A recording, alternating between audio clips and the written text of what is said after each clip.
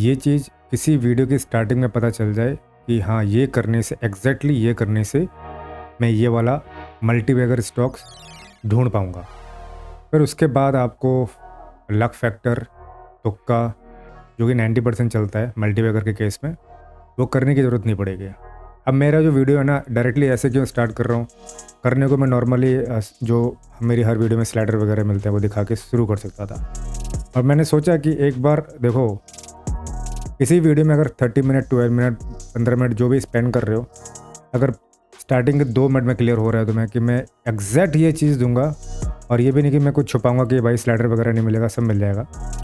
तो तुमने drag and drop करना है, देखना है कि हाँ, अगर मेरा स्कोर 80 से ऊपर आ रहा है, दैट्स माई मल्टीबैगर। चलो वीडियो स्टार्ट करते हैं, क्योंकि बीच में एडिट करने में फिर बहुत टाइम लगता है, तो मैं एडिट का कोई सेक्शन चाहता नहीं है उसमें। सबसे पहले क्या होता है कि मल्टीबैगर होता क्या है, कोई बात नहीं भाई, सिंपल अपना एफडी में 6.7 पॉइंट जो भी 6-7% का जो रेट ऑफ इंटरेस्ट मिलता है आजकल, तो आपका 10 से 11 साल में जाके डबल होता है। बट कोई भी अगर मल्टीबैगर स्टॉक है, अगर वो 20% का आरओआई निकाल के दे रहा है, क्योंकि 12 से 13% का तो नॉमिनल जीडीपी ग्रोथ रेट होता है, तो एटलीस्ट उससे बड़ा ग्रोथ चाहिए। 20 से नीचे का मल्टीबैगर का तो कोई काम ही नहीं है। अगर 20 से नीचे का रिटर्न है सालाना, उसका भूल जाओ उसको, मतलब रोलिंग पीरियड उसका 5 साल का देखना है। अगर 20 से नीचे का पड़ रहा है तो मूव ऑन कर जाओ। तो सिंपल सा फैक्टर है, अगर कोई भी मल्टीबैगर स्टॉक उठाना है किसी भी इंडस्ट्री का, कैसे उठाना है ये भी अभी मैं दिखा दूंगा। तो हर एक इंडस्ट्री में उसका जो प्रॉक्सी प्रोडक्ट होता है, प्रॉक्सी मतलब जैसे फॉर एग्जांपल ऑटोमोबाइल कंपनी है टाटा मोटर्स। अब टाटा मोटर्स सारे पार्ट्स खुद नहीं बनाती है, तो जो पार्ट बनाती है वो कंपनियां अलग होती हैं, तो उनको प्रॉक्सीज बोलते हैं। तो मल्टीबैगर वहाँ से मिलते हैं, ठीक है। पहला की पॉइंट मैंने तुम्हें बता दिया है। अब किसी भी इंडस्ट्री से कैसे निकालना है वो भी अभी दिखाऊंगा, और कौन सी इंडस्ट्री से निकालना है ये भी अभी दिखा दूंगा। तो मल्टीबैगर ढूंढते कैसे हैं और क्या फैक्टर है, कितने पिलर है जो हमें चेक करने चाहिए, तो वो वहाँ से स्टार्ट करता हूँ मैं। तो मल्टीबैगर क्या होता है कि भाई, जैसे ये वाला ग्राफ है, ये 10% का रिटर्न अपने को दे रहा है। 1 लाख रुपए मैंने इन्वेस्ट किए and I can achieve 9 lakh of profit absolutely in 7 years. That is the time holding period, HPR जिसको बोलते हैं, होल्डिंग पीरियड रिटर्न, वो इस हिसाब से निकल रहा है। इसमें कोई कंपाउंड सनपाउंडिंग नहीं लगी हुई है। अब किसी के पास 1 या 5 है, वो अपने हिसाब से ही आप उसको मैनेज करोगे, ड्रैग एंड ड्रॉप पेमेंट करोगे, वैल्यू सब ऑटोमेटिकली चेंज होते जाएंगे उसमें, ठीक है। तो इसको बाय डिफ़ॉल्ट 1 लाख कुछ रखते हैं। अब इसमें देखना मुझे ये है कि मल्टीबैगर होता क्या है, कि सिंपल सी बात है, जो हमें रिटर्न ज़्यादा से ज़्यादा देते, 20 से ज़्यादा रिटर्न देते सालाना, वो हमारे लिए मल्टीबैगर है। नेक्स्ट स्लाइड पे चलते हैं, हाउ टू फाइंड वन। यहाँ पे 7 की फैक्टर्स हैं, उनको चेक करते हैं एंड आगे बढ़ते हैं। तो उसका जो टोटल एड्रेसेबल मार्केट कैपिटल होता है ना, जैसे कि अगर जैसे रेलवे है, रेलवे का 99.9% मार्केट शेयर है, उसका कोई कॉम्पिटिटर नहीं है। तो उसी हिसाब से कोई भी इंडस्ट्री का अगर हमने कोई स्टॉक उठाना है, हमें ये देखना है क्या वो इंडस्ट्री ग्रोथ फेज पे है या नहीं है। अगर वो ग्रोथ फेज पे है, क्या वो रूरल एरिया के अंदर ग्रोइंग फेज में है, या टियर 2 टियर 3 सिटीज़ में भी वो चल जाएगा, उसकी डिमांड है वहाँ पे। इतना तो नॉमिनल सा चेक करना ही होता है।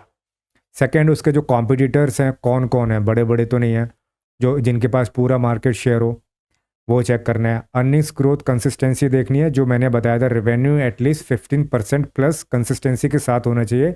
पिछले 5 साल का हिस्टोरिकल डेटा भी देख सकते हो उसमें रेफरेंस के लिए। एंड पैट वगैरह 20% से ऊपर आना चाहिए। प्रॉफिट आफ्टर टैक्स जो मैंने अभी बात करी थी, आरओए का जो ट्रेंड है वो भी 20% से ऊपर का ही निकलना चाहिए। आरओए अगर नहीं समझ में आ रहा है, इससे पहले वाले वीडियो में आरओए का एक फुल कॉन्सेप्ट समझाया था, थोड़ा रफ पड़ेगा बट समझ में आएगा कॉन्सेप्ट। तो आरओए एटलीस्ट 20% से ऊपर निकल कर आना चाहिए, और ट्रेंड वगैरह वही है 20% का। अगर है 12% से, मतलब अगर 12 से स्टार्ट हुआ है, 15, 16, 20, 22 ऐसे करके ग्रोइंग स्टेज पे होना चाहिए। मैनेजमेंट क्वालिटी, जो उस कंपनी का मैनेजमेंट टीम है वो कैसे सिग्नल्स दे रहा है मार्केट में, रेड फ्लैग है, ग्रीन फ्लैग है, वो सब चेक कर रहे हैं। अगर प्रोमोटर्स हैं, जैसे कि जो स्टॉक के प्रोमोटर्स होते हैं, वो प्लेज कर रहे हैं अपने स्टॉक्स को, मतलब खुद ही अपने शेयर्स बेच रहे हैं पैसा उठाने के लिए, तो वो एक रेड सिग्नल्स होता है, वो मल्टीबैगर बनने के लायक नहीं होगा। एंड देन फिर प्रोमोटर बाइंग कर रही है वहाँ पे, तो बेटर है भाई, बाइंग तो हर किसी को चाहिए, अच्छी बात है अगर प्रोमोटर अपने स्टॉक्स को बाई कर रहा है तो। एंड कैपिटल एलोकेशन हाई होना चाहिए। एलोकेशन का मतलब ये मैंने आरओई की वीडियो में बताया था, वहाँ पे जाके चेक करना। फंड एलोकेशन मतलब उसको डिवाइड करना, डिस्ट्रीब्यूट करना, ताकि और मल्टी फेसेस ग्रोइंग स्टेज बना सकें अपने प्रोडक्ट के लिए। नेक्स्ट है बैलेंस शीट में थोड़ा सा ग्रोइंग होना चाहिए। और बैलेंस शीट में तो कुछ बताने की जरूरत नहीं है भाई, सब कुछ सेम है। जो अकाउंट्स से बिलोंग करते हैं, जो अकाउंटेंसी से बिलोंग करते हैं, कॉमर्स से बिलोंग करते हैं, उनको समझ में आ रहा होगा। एंड वैल्यूशंस वगैरह चेक करनी है।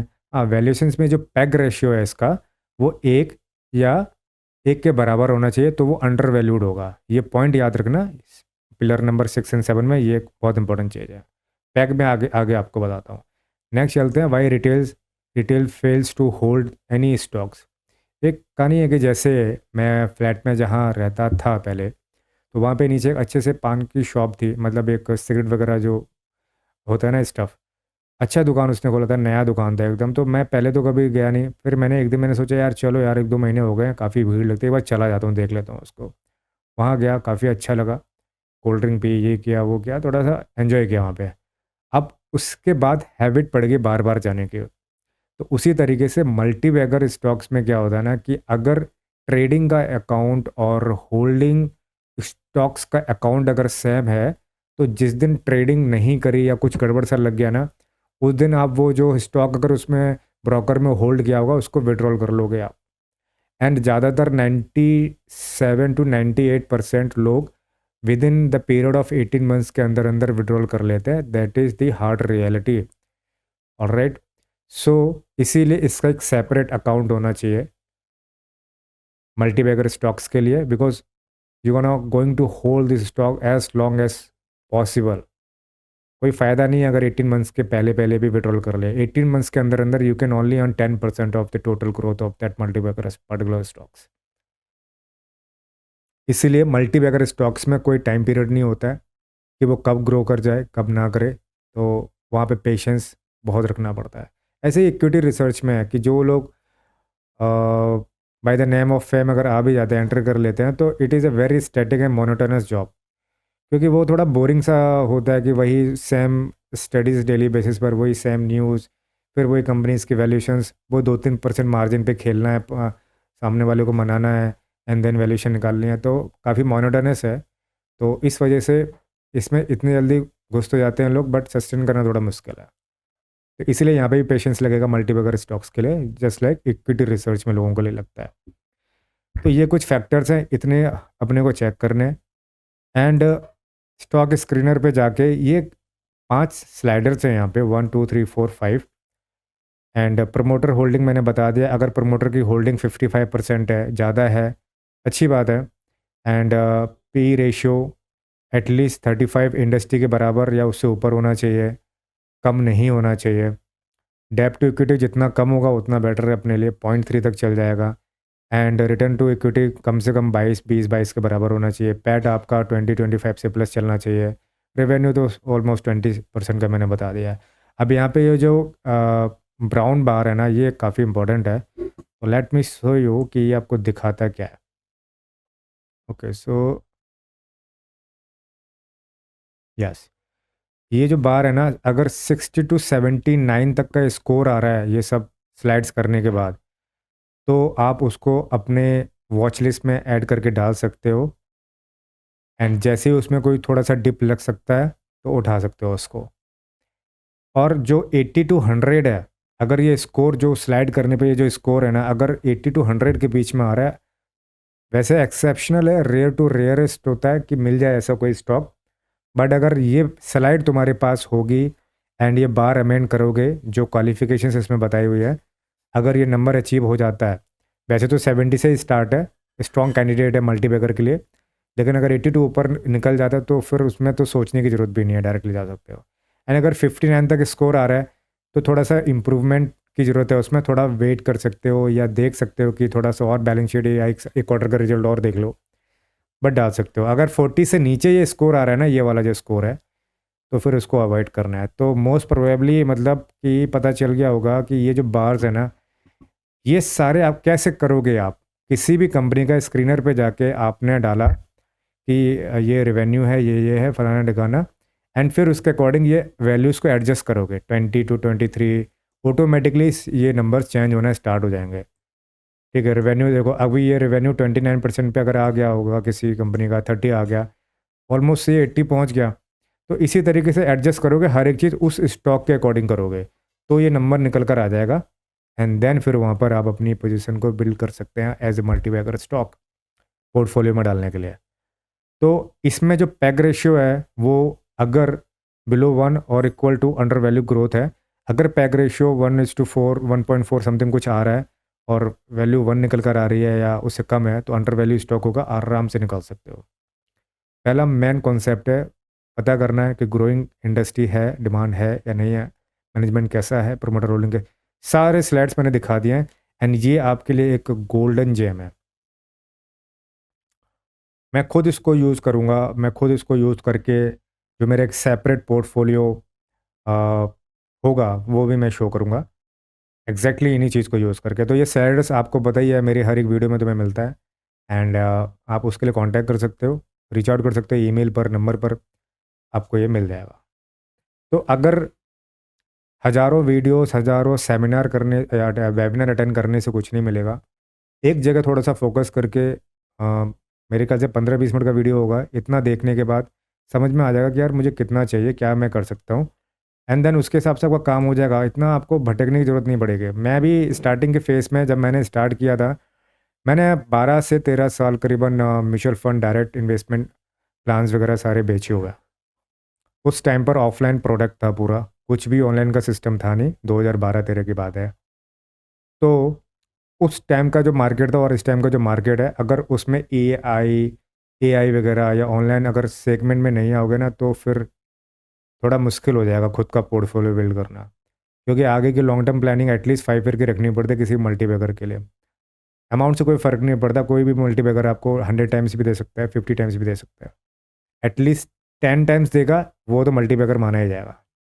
तो ये तो मैं मिल गया। एंड उसके बाद व्हाट कंपनी डज इंटरनली, अब कंपनी के अंदर भी कुछ चीज़ें चलती हैं कि कंपनी अंदर क्या क्या कर रही है, ये आराम से तुम पढ़ सकते हो, ये पढ़ लेना, ये मैं नहीं बताऊंगा क्योंकि ये बहुत ही थोड़ा सा मोनोटोनस सा होता है पढ़ने के लिए।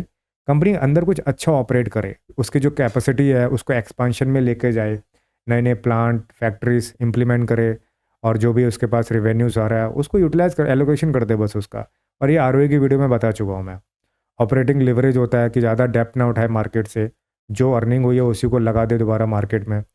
और मार्केट शेयर अगर 5% है तो धीरे धीरे ग्रो करना चाहिए, 6 7 8 9 10 ऐसे करके। एंड फिर मार्जिन को एक्सपेंशन में दे, वो सब मैनेजमेंट टीम संभालेगा, तो उसको इतना देखने की जरूरत नहीं है, पर देखना है इसको। जब स्लाइड ले लोगे तो ऑब्वियसली करना ही क्या, फिर अगर तुम्हें दिन में 1 घंटा भी लगाना है मल्टीबैगर ढूंढने के लिए निफ्टी में से जितने भी स्टॉक्स हैं, तो आराम से निकाल सकते हो। कुछ रियल एग्जांपल्स बताता हूँ मैं अभी आपको। ये जो नंबर्स हैं ये थोड़ा सा रिलेट नहीं कर पाओगे, बट टैम जैसे मैंने बताया था, टोटल एड्रेसेबल मार्केट एक्सपेंशन होना चाहिए, इंडस्ट्रियल लिवरेज होना चाहिए, जैसे कि decorative, industrial plus waterproofing. Distribution वाले में कौन कौन आता है, 25,000 plus dealer network, no rival matches. तो अगर कोई भी प्रोडक्ट कोई भी स्टॉक देखोगे तो ये चीज़ें उसमें मैच कर लेना।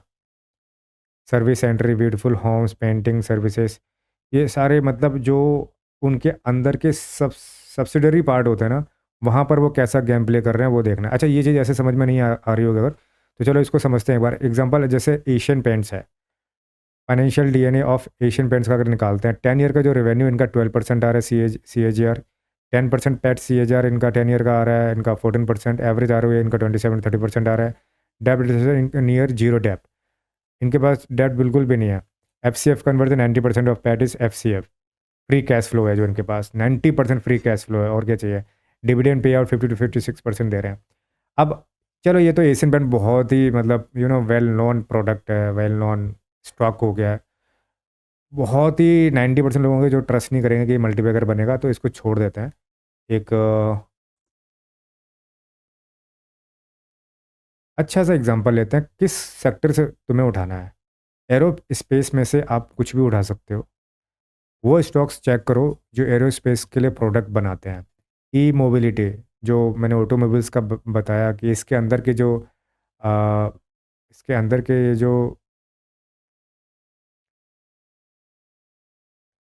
एक सेकंड, या एंसिलरी सेक्टर्स जो है ना, ये एंसिलरी सेक्टर्स मतलब जो बड़ी कंपनी के लिए अपना मशीन्स बनाते हैं या उनका जो छोटा छोटा पार्ट्स है ना वो क्रिएट करते हैं, उनको एंसिलरी सेक्टर्स और कंपनीज बोलते हैं। वो चेक करो, रेलवे के लिए, ऑटोमोटिव के लिए, ऑयल एंड गैसेस के लिए, कंस्ट्रक्शन एंड माइनिंग के लिए, मरीन के लिए एंड पावर के लिए। अभी हाल फिलहाल में ज़्यादा नहीं भटकना है, ये सब मैंने कुछ रेफरेंस उठाए हुए हैं एंड जो ओपिनियंस एंड एआई के बेस पर मैं चेक करता हूँ ना, एंड तो उसके बेसिस पर है कि अगर तुम ऐसे स्क्रीन पर रैंडम भी जाके सर्च करोगे तो तुम ढूंढ ही नहीं पाओगे, क्योंकि 4,000 से ज़्यादा ऊपर के स्टॉक्स हैं, निकालना बहुत मुश्किल होगा।